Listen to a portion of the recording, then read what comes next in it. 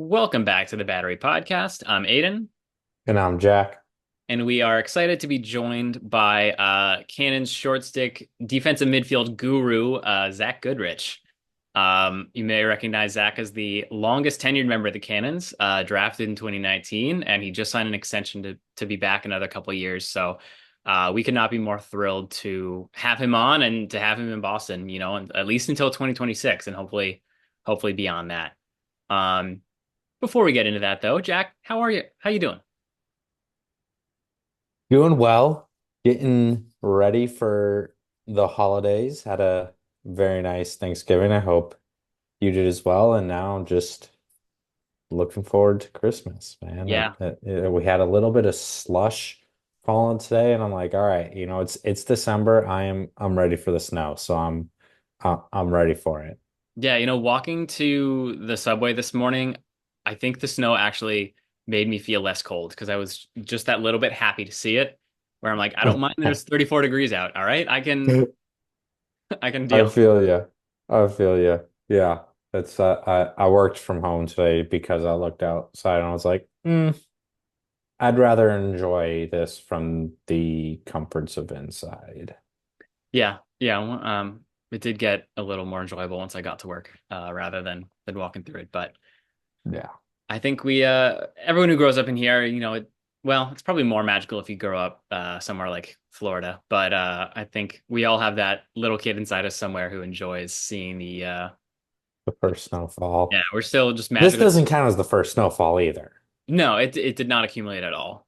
Um So, yeah, although although I heard it did further out, like someone I work with lives in Watertown and they said that they legitimately had snow on the ground. And oh, I was shocked because here in Boston, yeah, it was nothing. I really assumed you were gonna talk to someone further away, like, Amherst or Worcester or Yeah, something. no, I was floored when they said like I was like Watertown, like that's not far, No. Huh. Well, but yeah, we hopefully we do get a real one. I think that um the days of real snow days are maybe over, but uh it still unfortunately, yeah, it still brings us all a little bit of joy and even more joy when you don't have to shovel because that was so always true, our least favorite part and living in a city with no car, don't have to do that anymore. so true. Yeah. Yeah, my parents have a gravel driveway too. Oh, that's Oh, miserable. you want to talk about miserable shoveling? Because you Brutal. have to deal with that, and then in the summer you got to rake it all back. Oh, Like it, I will never no. get a gravel drive. No. You gotta pave I it. don't care if it's my dream house. Oh, gravel driveway, I'm walking away. Yep. I mean, Or you could just or pave it. yeah. Like that would be the first thing I do Yeah, that's week one. before I set foot pave. Yeah. Nope, can't do it. Absolutely. All right, anyway. Anyways, We didn't ask Zach what kind of driveway he has, but we got into a good number of other topics. So, yeah, let's take it away with Zach Goodrich. Hello, and thank you to Zach Goodrich, the longest tenured member of the Boston Cannons, 2020 champion and Defensive Player of the Year. Thank you for coming on. It's great to talk to you. Yeah, no, I appreciate you guys taking time and having me on here. Extremely excited to talk to you guys. You've been awesome since the start of the now we became the Boston Cannons, so I appreciate everything you guys do. Thanks. Yeah, we really enjoy doing it. And you're a really easy team to root for. Obviously it's the Boston team, but just a great group of guys on top of that. No, I Um, appreciate that. all right, so let's I guess start with the most recent news. So you signed was it a 3 year extension, right? Two, I Two believe it's year. two. Two. 2 year Yep. extension to stay in Boston for another couple of years. And as I mentioned, longest serving canon at this point. You've been here since 2019. So what's kept you in Boston all these years? Yeah, I think honestly, it's the locker room. I mean, the guys we have in this locker room right now are incredible. The coaching staff that Coach Holman has put in place, even our liaison, everybody from top to bottom has been awesome. Our trainer. So I think that's been the biggest reason why I've stayed with the Cannons, but also just continuing to fight to get to the last game of the season. So I think we have a great group. We're going to continue to get better. right? We've had our ups and downs throughout the years, but just knowing that you have the right guys next to you just makes you want to keep competing with them. Awesome. Yeah, we love to hear that, and we certainly love having you around. Yeah, longest I tenure. appreciate that. Yeah. And from the MLL days as well. So you've been through quite a lot of change. You talked about the locker room, how great it is, but I got to think that locker room looked a little different in 2019, your rookie year. So could you talk about what that transition was like going from the Cannons with the MLL to the PLL, and then as well the transition from Coach Quirk to Coach Holman? Yeah, no, the transition was pretty easy. I think just the different phase of being in Boston for 8 weeks of the season and playing 8 games in the season. So I only had one really year of that before COVID came through and we had our COVID tournament. But I mean, that was a lot of fun. Enjoyed that aspect of it and really enjoyed that coaching staff and that team we had there.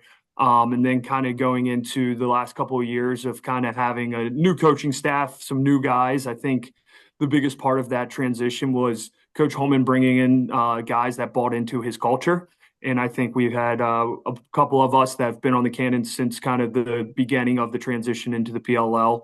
Had a lot of conversations with Coach Holman during that time. Super excited about what the future held. But I think he brought in the right guys to kind of just continue that culture and that love that we have for each other, and also just kind of just battling it out every Saturday, Sunday, Friday night, whatever it is. But it's been easy. We've had two great coaching staffs, right? So they've really, really implemented the team first, loyalty, that kind of stuff. So I really bought into that and just kind of want to continue to fight with these guys and really push it in as long as we can. Yeah, absolutely. Yeah. I mean, I think you got, like you said, a great team. Can't wait to see you guys run it back. It's tough. Jack and I said this at the end of the semifinal game or quarterfinal game, I guess. They're like, when are we going to see each other again? Like it's a long way. It's to June when this season starts again. And fortunately we got Champ Series, but that even feels a long way away. So Yeah, it's tough for us too. It's tough for us too. We all kind of yeah, go back to going to the real world and kind of doing our other side, our other jobs and stuff. But when we have that time with each other for the 3 months in the summer, it's awesome, right? Being able to see them. But we also connect over the winter time and also trying to see each other as much as we can. But yeah, I feel that pain there. We yeah, want to be together as well and being able to play every single day. So no, it is tough at times. yeah. I know we saw.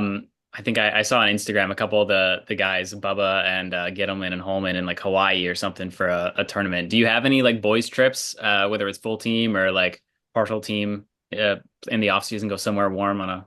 Uh it's a little more difficult for me. So I coach at Bryant University, so I'm an assistant coach there. So it's the fall gets pretty busy for me with our fall ball, but also recruiting. And then we kind of get some time here. So we try to get together, especially because my parents still live down in Maryland. So I go down to Maryland. A lot of the guys are from Maryland, so I'm gonna try to connect with them over the holidays. But yeah, it's tough for me because then right when we get back into the new year, it's the season, right? So Yeah, it can be tough in the off season to get out there for the weekend or something like that. yeah. Um, hopefully, I mean, hopefully, I guess I know you're probably not the only Cannon who coaches, so hopefully you wind up seeing some other guys, whether you're going down to Maryland, seeing some other Yep. guys, whether they're on the sidelines, the opposing sideline, or whether they're just in the crowd. Uh, Yeah. No, actually, we played Rutgers this past fall, and Colin Kurse was there, so it was oh, good to good, see him, smiling face. good. No, it was awesome. Awesome to be able to see those guys anytime we can. Yeah. And how'd that game go, Rutgers versus Bryant? Yeah, we played pretty well. So it was their second game of the day. It was our first game of the day. So sometimes that's tough, but we got some really young guys, and we're playing some really good lacrosse. But it's now we gotta just finish fall ball. So now we're kind of getting about a month off, and then we're back at it. So Nice. it's been really enjoyable for the past couple months. Good. Good. All right. Um, so I don't know, let's take it back to like the beginning for you. As we said before as I said before we started recording, SSDM, not the most glorious position. So what in your lacrosse journey led you to that position, which obviously you've excelled at. I think it's the right choice for you, but it's probably not what most kids grow up dreaming to be. So yeah, I didn't pick the position. So what happened? I actually was recruited as a face-off and offensive guy. so I took a lot of face-offs in high school. So that kind of like grace period in like the first month of fall ball, my freshman year of college, I was kind of really figuring out where I could help the team. So I was doing face-off individuals, I was doing offense individuals, and then I would do some defense individuals, kind of bouncing back and forth between all three. And then about the second month in, I went full-time D-midi. Would do some face-offs on the side. I think I took 8 face-offs in my career in college. So I'm a 50% face-off guy, so I All won 4 right. of them. But other than that, I think it was my freshman year is kind of when I found my home down on the defensive side playing short stick D midi. Had a great mentor in Jack Adams, who Oh was a yeah. really good D midi back when we were in Towson. We had a pretty good rope unit there with Tyler Mays as well. But Jack Adams was awesome, kind of helping me out, trying to figure out the position. He was a bigger guy. So it kind of really helped me use my length and really figure that out and kind of utilize that style. But yeah, I wasn't a D midi in high school. And I think it kind of just helped out with the shot clock kind of getting implemented when I was in college. Hmm. So it kind of put a little, magnifying glass on the position, just how important it was. But yeah, so it just kind of just fell into how I began my college career, was going from face off and offense to a D midi after second month. And it's kind of all history after that. Yeah, I feel like I've heard that that's a common story that like the D midlife chooses you because Yeah. obviously trainer has I think the goals record for at least for middies at least at UMass. Yep. Like Played Bubba was against him a recruited. lot in Yeah. college. So yeah, he could score Um, some goals. yeah, Bubba played. I think he was recruited to Maryland as an attackman. I've heard that on a broadcast. Yeah. And yeah, you recruited as an O mid as well. So it's I guess it's just you find your place and yeah, I mean it's Yeah, you I can would keep it say on. a face-off guy more than an O-mid I was recruited for. So Okay. yeah, but That's good. You it's don't. pretty funny. At least those guys got to play a little offense in college before they transitioned into it, Yeah, to the absolutely. DVD role. I've been in it since freshman year of college. Yeah. That I brings up another question. I was looking through your stats as I was getting ready for this. I saw your rookie year, you had 6 goals and only 1 goal since. Was that Yeah, yeah. you stopped shooting or what was the reasoning behind We that? got some really good offensive guys. So my time in the PLL, we've had guys like Lyle Thompson.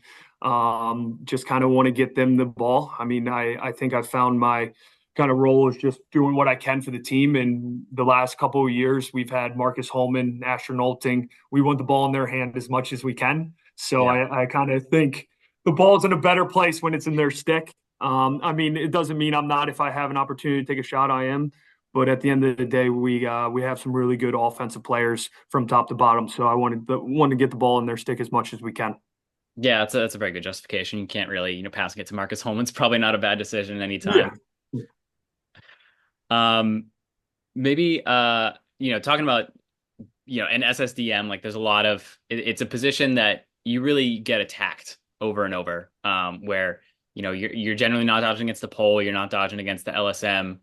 It's you guys. So with the success you've had, as I mentioned, Defensive Player of the Year in 2020, can you talk about the types of like all the stuff you have to be good at and get away with in a sense to be a successful short stick D mid? Yeah, I think growing up, like other sports helped a lot, especially like basketball and football, playing those sports, just kind of getting the feel of contact in football, the spatial awareness, kind of knowing where you're at on the field, but also in basketball, the defensive side of things, pick play, all of that. But I think the most important thing is just you got to be really confident. It's hard to be confident at times, Yeah. and you got to be aggressive. You got to try to be in their hands as much as possible. It's like angle play approaches, that kind of stuff that really helps to allow you to do that. For me, I'm a little longer, so that helps as well. But the biggest thing is just kind of the game plan going in, knowing who you're playing, all that kind of stuff sets you up to be successful, but also having a great unit around you. Over the years, we've had some really good D middies. I've enjoyed every game I step in with Jeff Trainer, Bubba Fairman, Ethan Rawl, and all 6 guys that are on the field with me. So if you trust that on behind you, you're going to be really confident on the ball because if you do get beat, somebody's going to have your back. So I think that's a big part of it is embracing who else is on the field with you and being able to trust them in case something doesn't go right Yeah. when you're on ball. So I think that allows you to kind of be more comfortable when you're covering the ball there. Yeah.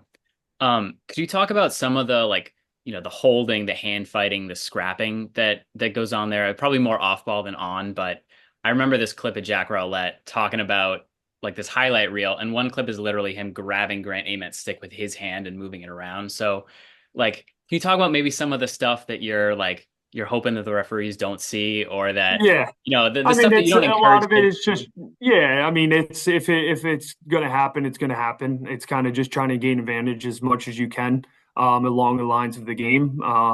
There's gonna be times it's gonna be a little more than others. So for at the end of the day, everybody's just trying to gain advantage and help their Yeah. team win. So whether that's just trying to get a little more of an advantage on that side of the ball, so it's gonna happen. I mean, we're all competitors. We get to play Yeah. the game. We love the game, so we're going to do whatever we can to help our teams win. So it might turn into a little bit of grabbing and scrapping a little bit, but it's all in good faith and just really want to just everybody wants to win. Yeah, no, absolutely. I wanted to get one of our viewer submitted questions here. So from Okay. at Matthew_Hong15 wants to know about the best ways to position yourself in front of your guy to I'm gonna say to stop a dodge. Yeah. So I think the biggest thing is just like knowing where you're at on the field and your approach angles. I think if you have really good approaches, that can stop a guy from going where he wants to. So depending on where you're at on the field, right, how close he is, how far he away is he coming from the alley, is he coming from the wing, that kind of stuff. But then also giving yourself a good approach and putting them where you want to take them. So whether that's down the alley in your defensive game scheme or game plan, but also just if you want to square them up and get more physical. I try to create contact as much as I can first, Mm, just to get them off balance and not let them dictate. So I think the more physical and the more aggressive you are within that, it'll allow you to kind of just be able to take care of that. So those are kind of the couple of keys I teach our guys here at Bryant as well. Just being more physical, trying to be the one that initiates the contact. Don't let the offense dictate that. yeah. Um, Talking about being physical, I don't know that I'm gonna be able to pull this photo up while we're here, but I don't know. You've probably have seen it from I think 2 years ago. So it's you and Jack Keelty and Jeff Teat in between you, completely parallel to the ground. Like the two of you just ganged up on him and like pancaked him, but the photographer captured it at this incredible moment that I think we wound up posting it to our main. I'll try to find it. Uh Damn, we have posted a lot in here. Uh all right, never mind. The I don't know. The photo sound I'll put it up at least in the video here by Yeah. the time this edit goes out, but does that like I don't know, have you seen that since? Because I've used that as a meme so Yeah, many times. I have seen that picture. I mean, Jack Kilty's like a middle linebacker playing defense, so having Yeah. him on your side is always a good thing. Um, Even though he never played football a day in his life, but That's he played. crazy. Yeah, so he plays like a linebacker, which is awesome. Yeah, But he is the most natural, yeah, like you said, linebacker looking guy. Well, when I finally yeah, saw him in person, I was like, he is so much bigger than I had yeah. anticipated. So yeah, if you ever get him on, yeah, go at him a little bit about not playing football. Yeah, that's potentially cost himself quite a lot of career earnings there. Um, as we saw Jared Bernhard and Chris Hogan, even in the practice squad, you earned a nice chunk of change. Yeah, yep. Yeah. Jack, I want to bring you into the conversation if you've got anything to ask. And we've covered a bit already. Um, I mean, do we want to keep going on the lacrosse or do we want to? I mean, not that we can't. We could always talk lacrosse, but maybe Yeah. just a little fun outside of lacrosse. And the Yeah. question is, I guess because we are talking a little bit about football, is what other hobbies or interests do you have outside of lacrosse? Yeah, so football was a big one always growing up. My dad has been our D coordinator at our high school for I think about 18 years now, so that's always been a big one in my family. But I would have to say fishing. Fishing is what I do outside of lacrosse. I do a lot of it. It's something that me, my dad, my brother always do, and it allows us to kind of get together with us being in different locations most of the year. So we do a lot of that, whether we go on a trip or they come up here and fish for a couple of days, or I go down to Maryland and fish for a couple of days. So that's been Mm. something to kind of I'd coach and play, so there's a lot of lacrosse. So it's nice to have a little escape and being able to get out in the water and fish a little bit. Absolutely. Awesome. What's your biggest catch or your most memorable? Biggest catch. I caught about a 400-pound blue marlin in the Bahamas, which was a lot of fun. Caught some 200-pound bluefin tuna, so Wow. a lot of fun times out on the water, that's for sure. Yeah. How long did that 400 pound take to get in? That one took about like 20, 25 minutes. Oh, not So bad. so a lot of boat usage in that. So you don't Yeah. have to, it's not as hard. The 200-pound tuna took a lot longer. It was about 45 minutes. And it gives you a workout that Yeah. you can't do in a weight room, that's for sure. Yeah. Has you think that's helped you out with your lacrosse? And like it gets the arms really going? Yeah, I think a little bit helps with the grip strength. Yeah, Yeah. we can Oh, say that. gotta. Yeah. I'll definitely be keeping an eye this upcoming season, see if your stick ever gets knocked out of your hand. Yeah, hopefully it doesn't. No, no. But yeah, that's a good cross training I think is always a good idea. Mentioning basketball too, like I've not always, ever since I heard Miles Jones talk about playing basketball, I've really seen those parallels to, especially for defense, to get good at playing, playing defense without being allowed to be as physical. So that Yeah, yeah. No, I was good at defense and rebounds and 5 fouls, but not very good at offense. So definitely helped me on that side of the ball. Can't shoot yeah, very well. no, me neither. But yeah, you don't need to. Get the ball to, I don't know who your high school's Marcus Holman was, but Yeah. all right, let's see. Here, another one of our viewers, that's also a question I like to ask. So, Matthew59, why number 14? And I'll also extend, you're 12 in the MLL. What prompted that change? Yeah, so growing up, I was always 12. That was my brother was 12, my sister was 12 in high school. So I was going to try to be 12 when I got into college. 12 wasn't available. Senior had it, and 14 was. And then after my freshman year, I just kind of stuck with it. And then going back into the MLL, 14 wasn't available, so I went back to 12 again. And then when I went to the PLL, 12 wasn't available, so I went back to 14. So there really isn't no underlining reason for 14. I got it my freshman year of college and kind of stuck with it and just been riding the number since. Nice. Oh yeah, it's a good one. That's it's my girlfriend's number two. One of her mom's El Salvador, and one of their last names is 14 Fortin. So Okay, that's yeah, awesome. it's a nice obvious choice there. It's talking about your playing style, you mentioned liking to get physical. Is there a particular player in particular, or a particular like type of player that you like going up against the most, where you feel like you've got their number, or at least that you've got the advantage? Yeah, I think anybody that kind of likes to like couple multiple dodges, I think I like covering guys like that. One-handed guys that like to go just one style, especially lefties, just kind of goes into my right hand there.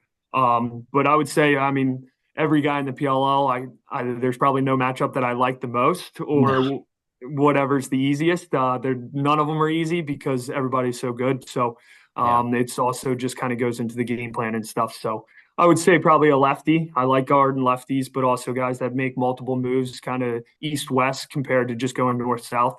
Yeah. Definitely helps out. Who's a sneaky underrated guy to cover? Sneaky challenging guy.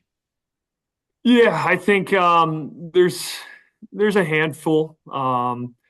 Like a guy like Romar Dennis is really hard just Mhm. because he's so fast when he gets out of his break. It's tough at times to kind of stay with him. But oh, there's a lot of guys that I could name in this list. But he kind of comes because I've played against him since my freshman year of college, so I've seen him a Yeah. lot throughout the years. But his ability to kind of make a move and get out is it's pretty hard to stay with him feet to feet. Yeah. Not to mention he can shoot from anywhere. Yes. Yeah. If you watch any Champ Series, he's pulling up basically from, honestly, from past midfield. Yeah. It is incredible the range he has. Um, Talking about Champ Series, I think I know the answer to this, given your coaching job, but did you want to be slash were you available for Champ Series last year? And will we be seeing you this upcoming year? So I wasn't available last year. I had surgery in the off season last year to get healthy for the upcoming summer. Um, no, I will not be. Mm, Just with my coaching commitment and just being in season at that portion of the year, Yeah. it'll be tough for me to get out there for a week. As much as I wish I was, but I got to be there for Brian and be there with the guys throughout the season. So no, I will not be during that phase. That's a bummer because we certainly would have no offense to anyone who was there, but would have been great to see you playing some more defense. Yeah, Um, maybe have a you? and little some more offense too. offense. Yeah, Oh that's what yeah, I was about to say, Jack. There we go. A little more offense.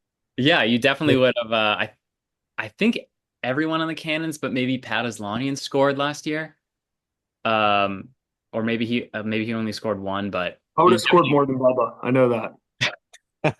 Well, those sound like words to wager on. If we get Bubba on next, we gotta bring that up to him. Yeah, I would score Me? more than Bubba Fairman. Yeah. All right. I just gotta look up and see how many goals he had in Champ Series. Jack, can you pull time for a few seconds? I got it. Yeah. You keep talking. I'll look it up. All right. Oh, Okay. you'll look it up. Great. Um, cool. Let's see. Let me go back to the questions here. We're a very professional organization. Um, did you get to watch much of Sixes and what was your impression of it? Because I really was not too hot on it and then obviously warmed once the Cannons won. Yeah, Five no, I 1 point definitely I goals, watched. 1-2. So how many goals? Five ones and 1-2 Okay. During Champ Series, yeah. during Champ All Series. right. I don't know. You pulling up from two? Oh, I got the range, maybe. All right. But yeah, I did get to watch as much as I could. No, I think it's a really fun style, especially with the PLL rules added into it with the 2 point arc. Yeah. It's a lot of fun to watch, and then watching the guys battle as much as you want to be there, but it's also awesome to watch those guys compete, Yeah. right? Win the championship and really bring it home. So it brings a lot of momentum going into the season. So I enjoy watching it and just watching those guys be able to compete for that week going into the season kind of bridges the gap between how long this off season is. So seeing those guys out there and Coach Holman coaching and Coach Merrill coaching, Yeah. it's a lot of fun. Yeah. I mean, you got to think adding Brody Merrill to a sideline is gonna, especially given how close it is to box. Yep. Um, yeah, would have loved if they could have added him to the coaching staff for the regular year. Not that I'm complaining about the work Kyle Hartzell did, but getting both of those minds, probably two of the top five best Yep. LSMs to ever play. Um, and then giving Brody Fox experience too. Um, did you get to? Well, you played with him. Could you talk about? I know this wasn't on the list. Talk about like playing with Brody and just someone with all the experience he has. Yeah, no, it was an awesome experience being able to play alongside him, his wisdom, and just kind of how he sees the game. He sees the game like you don't think to see the game. So he's Yeah, flying around, sliding when you wouldn't expect somebody to slide, but making plays. I mean, even till the time he retired, he was making a lot of plays. He was getting a lot of ground balls. Being able to see somebody so good off the ground yeah, was awesome to see right there. So it was an awesome experience for myself to be able to play on the same lines as him and being able to compete with him for a couple of years. But just an incredible person, teammate, player across the board. So I enjoyed all my time with him. yeah. You really played with quite a lot of the greats because obviously, Paul Rabel was your teammate for a bit there as well. And you mentioned Lyle Thompson earlier. Um, you're not on the same side of the ball as them necessarily, but what was that? What were those like? Even those practices like with just two people who understood and intuited the game, and I mean different ways, but were prolific players. Yeah, it was an awesome experience. I mean, being able to share the field with those three guys, three of the greatest players to play the game, was an awesome experience for me, and being able something that I can look back at the end of my career and be like, that was part of it. So, enjoyed every moment and very grateful to be able to share the field with those guys. Yeah. Um, so you mentioned the working at Bryant obviously it takes a lot of your time in the off season. What's the what's the training schedule like in the off season for you? And how does that differ during the season? Yeah, so I'll go through phases, but a lot of the time I utilize a lot of the facilities at Bryant, so that makes things easy. So I'll work out with the team, do a lot of conditioning with the team, and then kind of when we get closer to the season, we kind of get into the phase of getting really ready for it. So training a lot more on my own and kind of just really getting after it, but also trying to jump into some live situations with the guys at Bryant, just to kind of get my feet back into it, also get a little contact. Yeah. And then in season, a lot of it is just making sure your body's feeling good, right? So you do your phases through that of just getting that strength training in, but also making sure your body feels good. With recruiting during the summer, it can be difficult, right? Because you're bouncing around a lot of different places, but throughout the summers, just make sure you're healthy and you're ready to go, and making sure the stick's ready to go. Yeah. And in particular, what was that champ series like? I know this wasn't necessarily the first time you played back to back, but just in comparison to the rest of the year after that California game, which was obviously disappointing, just what was that like for you and for the locker room as a whole to turn it around knowing you were playing in 24 hours? It is tough, but I mean, being able to play in front of your home crowd twice in 2 days is an awesome experience. So it brings a lot of energy in that aspect. We wish we were able to get two for you guys, that's for sure. But being able to kind of feed off your guys' energy, that atmosphere on that Saturday night against the Water Dogs, I really believe you guys were a big reason why we were able to pull that game out. Just because as the game got closer, we just kept feeding off the energy from the crowd. Right, it was awesome. It was loud, and we just continued to keep putting it in to the net and just continuing to score goals. It was an awesome experience. Like, that was probably one of my best favorite weekends, just because of how much the crowd affected the game, especially on that Saturday night. Yeah, and that was I think Jack and I both we say this about most of the Cannons events we go to, but that was the best crowd we'd been a part of. I mean, the Champs Mhm. Series game was amazing, but the crowd for that was obviously a lot more split and probably slightly pro Water Dogs. But the just to have I don't know what the final tally was, but just to have everyone in that stadium basically be backing you guys. Yeah, to be booing the refs when they missed a call, Yeah. or like I said, when Verdaro scored, the Cannons finally go up 11-10. Just the roar that went through that place was amazing. Um, no, I don't ask this to throw any shade at the MLL, but how does Harvard Stadium compare to Quincy in the MLL days?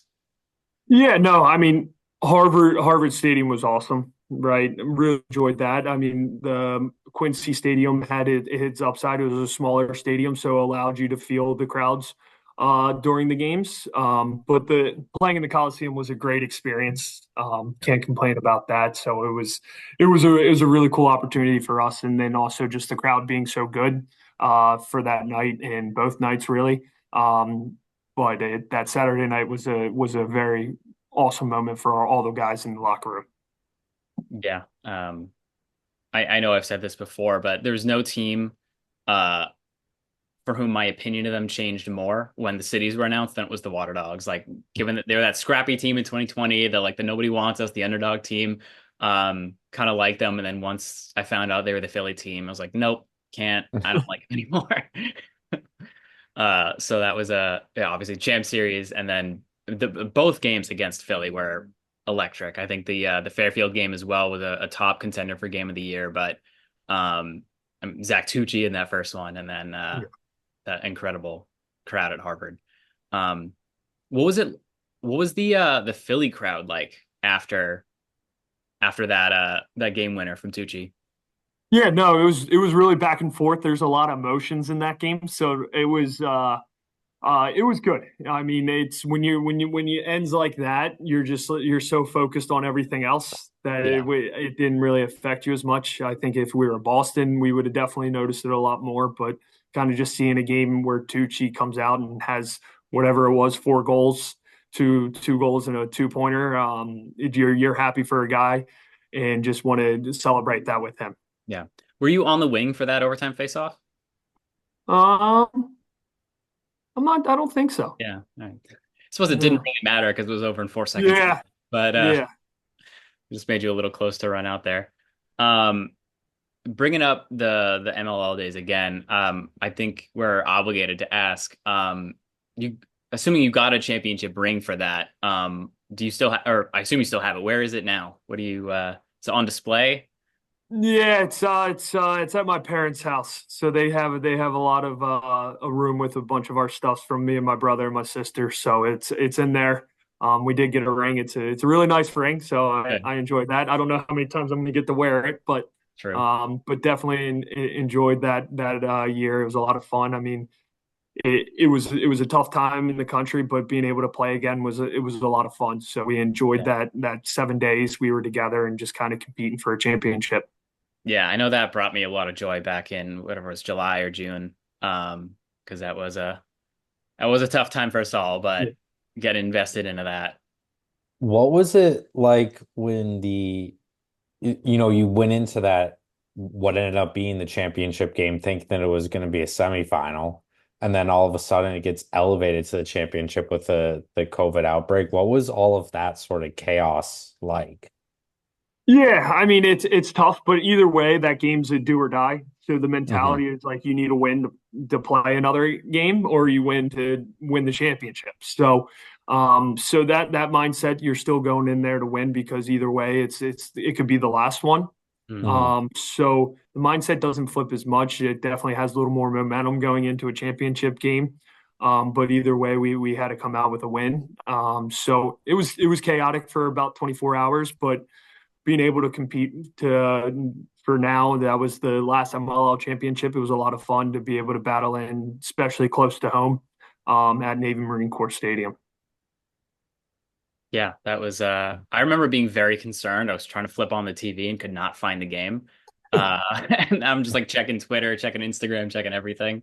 Yeah. Until the news came out. But yeah, that was a highlight. I mean, obviously we were both watching in 2011, but we're holding on to that 2020 championship for sure. I know the I'm not sure how the PLO recognizes it, but it's official for us. Yeah, it is. It is. We won.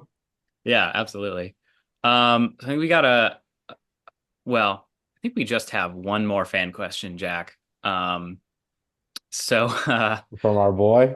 yeah, someone else that you're probably somewhat familiar with, at Waston Wannans wants to know, how does it feel to be the father of all SSDMs? I wouldn't say that. There's been a lot of good deep middies, but that's a good question. I Yeah. like that one. Yeah. Do uh, you like with the other guys across the league, is there kind of like a camaraderie between the SSDMs on other teams? Or do you feel just as much of a rivalry towards them as anyone else on a rival team? I mean, there's definitely that when you step on the field, a competitive edge. But with a lot of those guys, I got the opportunity to play with them for Team USA a couple years ago. So do have really good relationships with Danny Logan, Ryan Tarafinko, Jake Richard, those guys. So when it's off the field, it's all positive. But when you step on the field like anybody, it's a competitive edge, and we everybody wants to win. So it's a lot of fun. So all those D middies are really good. We got some really good D middies on our team, so it's been a lot of fun throughout the years. Yeah.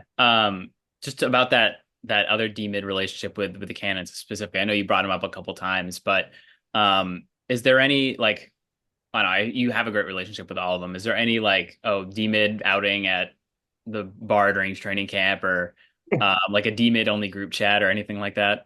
Yeah, no, we get together as much as we can. I mean, we enjoy our time together. I mean, I played against Jeff Trainer in college a lot when he was at UMass and I was at Towson, and then just kind of getting really close with Bubba when he got drafted for the Cannons. It's been an awesome dynamic. Those guys who have more of a little more offensive skill, they would say, but just being able to compete with them and then just seeing how much energy they put into the position and kind of going from being an offensive role to a defensive role in how they've kind of attacked that challenge has been awesome to see on my side. So I enjoy stepping on the field with those guys each and every week. Yeah. Yeah, it's a great unit. I mean, how can you not love Jeff Trainer and Bubba Fairman? Uh, Yeah, two of the biggest smiles in the league, I think. yeah. Yeah. Jack, is there anything else you wanted to ask? No, honestly, I feel bad. I was kind of in and out a lot there, but Aiden, I was doing my best to listen in. I think you guys covered a lot of really good topics, so I'm not sure I got anything else for you. All right. So I think, well, we haven't finalized plans for this, but Jack and I tentatively we're trying to go around to as many different college games during the season that we can. So we're definitely going to include Brian on that list, especially now that you're Okay, there. there we Uh, go. Hopefully we'll see you on the sideline sometime in I guess, but probably not February, I'll be honest, but maybe March, April, or May. Uh, Yeah, no, let me know. Let me know. That would be awesome. yeah, and we'll obviously be posting all of those, try to get a good battery contingent there, or at least get people there to know about the battery. Um, so yeah, we look forward to seeing you on the sideline with a coaching hat, and then see you on the not on the sideline, on the field, starting in June. Um, yeah, thanks very much for coming on. Is there anything you wanted to shout out, promote, whatever, before we say goodbye? No, I think it's you guys. We appreciate everything you guys are doing with this and being able to include us with these podcasts and also just the support you guys give us on social media and on game day, whether it's in Boston or other places, just kind of staying up to date with us. It's been awesome and we really appreciate it for as a team and an organization. Thank you. Yeah, that means a lot. I mean, thank you all for coming on. There's absolutely no reason that you Mhm. guys have to do this, so we appreciate it. It's a very very cool. Like we say this every time. We could not have known this was going to happen when we agreed to lead this group. That we'd be talking to all you guys, and I mean, I think it's just great to grow the game and let the fans see you guys under the helmet. Because I think Jack and I said this when we were planning this. I'm not sure I'd seen you do an interview before, at least in your PLL career. So. It's nice to let the fans know what your voice sounds like, what your face looks like if they don't know. And hopefully we get you. I mean, maybe we get goal number 8 or so in your Yeah, pro this upcoming year. yeah. Well, maybe I'm Holman, not a big social media guy, so that's no, that's that's the reason. So yeah. yeah, But I don't know. Marcus waves you off, tells you to go. Just the right opportunity presents yeah. itself. You never know. You never know. Yeah, We I got think. plenty of across the play. Yeah, no, So. I think we're gonna throw the gauntlet down for you with Bubba. So we're gonna be keeping a tally and who gets the most points this upcoming year. Okay, I appreciate that. Yeah. And if it's 1-0, it's 1-0. I think So that's what it was this year for me and him. So points wise, not yeah, goals, but points. yeah, So yeah. All right, Zach, thank you very much for coming on. This is a blast. Yeah, we look forward to seeing you in all your various lacrosse related capacities this upcoming year. yeah, Yeah, thank you very much. thank you guys. I appreciate it. All right, I appreciate it. And thanks to Zach for coming on there. I feel like I say it every time, but it's always nice talking to the guys that they're just such good guys. I feel bad that I Yeah, was a little distracted with work there. Unfortunate that today's the day that everything went sideways, but from the bit that I was able to be involved in it and just listening in to the conversation, even just literally treating it like a podcast. yeah, Um, it was awesome that Zach is just a really good guy, like everyone else on the team. yeah. Everyone we've met so far, and I think, I mean, unfortunately, yeah, Bubba signed his extension before we could have this conversation with Zach.